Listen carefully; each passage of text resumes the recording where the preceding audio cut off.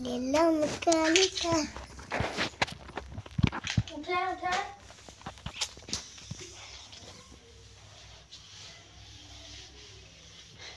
Hello guys, good morning. সবাই কেমন আছো? আশা করছি অনেক অনেক ভালো আছো। আর এখন আমি মুছছি ঘর, আর ক্যামেরা ধরার কেউ নেই, তাই ছোট ছেলেকে দিয়ে দিয়েছি ক্যামেরা ধরতে। আমরা এখন ঘর মুছছি।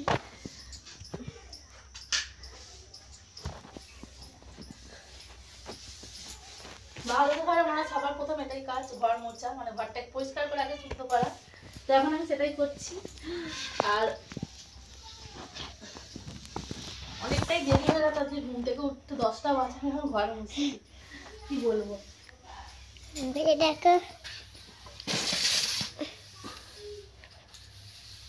পরীক্ষা করছে।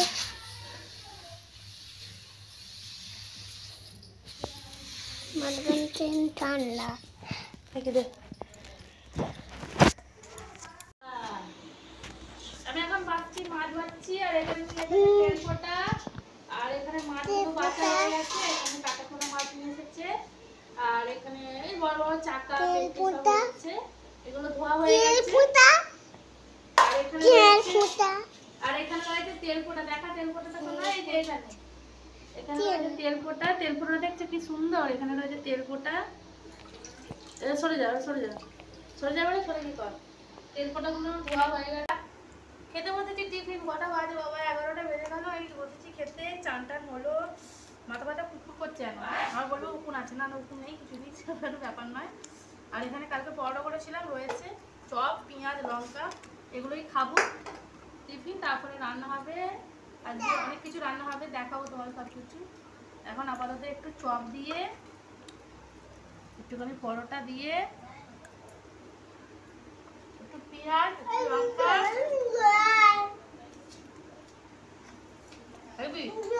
আর হন্তদন্ত হয়ে কোথায় যাচ্ছি বলো তো? আসলে ষষ্ঠী, তো ষষ্ঠী যাবো। তো শাড়ি এসেছে বিক্রি করতে, তো মায়ের জন্য দুটো শাড়ি কিনবো। একটা নেবো, এই শাড়িটা নেবো।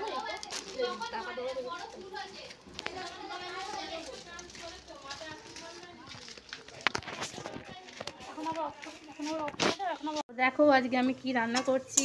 এই দেখো, আজকে কিন্তু হচ্ছে তেল পোটা কাতলা মাছের তেল নিয়ে এসেছে। এটাকে কাটি নিয়ে, এটা কাটা হলে ভালো হতো। তো দেখতে পাচ্ছি তেলটা মনে হচ্ছে খুব সুন্দর হবে, আর খুব সুন্দর দেখতেও ছিল তেল পোটাটা। তো এখানে হচ্ছে আজকে মাছের তেল, এখানে ভাতটা বসিয়েছি। আর এদিকে দেখো হচ্ছে মাছগুলো ভাজা হয়ে গেছে, আর এখানে পটল আলু ভাজা হবে। খাওয়ার ইচ্ছাই নেই, এত গরম হচ্ছে, প্রচুর গরম, প্রচুর প্রচুর গরম আছে। এইখানেই দাঁড়া, এইখানেই দাঁড়া, এইখানে সামনে, হ্যাঁ এইখানে দাঁড়া। হ্যাঁ, দেখা যাচ্ছে তো গাইস? বগলে কি গন্ধ দেখি দে।